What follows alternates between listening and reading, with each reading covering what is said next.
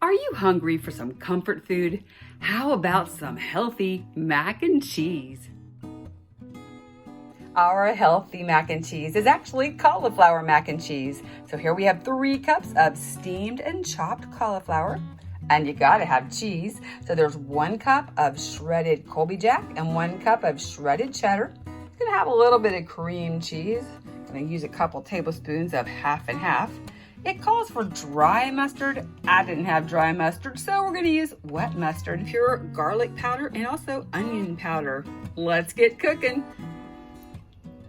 So here we have the half and half, the cream cheese, and the spices, and the mustard. Don't want it to boil. We're just kind of softening it down here.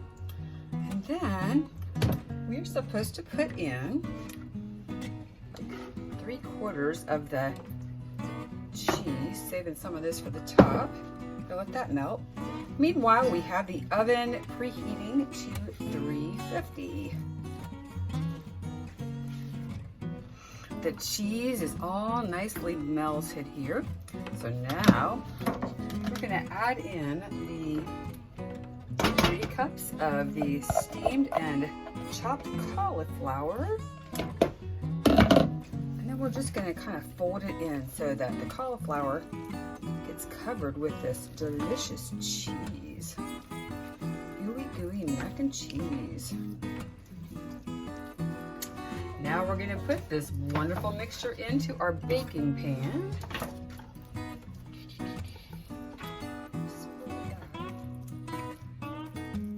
And then we're gonna put the rest of this cheese on top.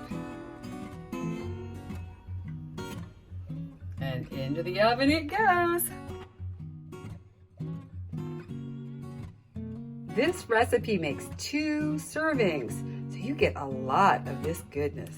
It's really good. I hope you'll enjoy trying this at home, and thank you for stopping by and enjoying healthy cooking with Z.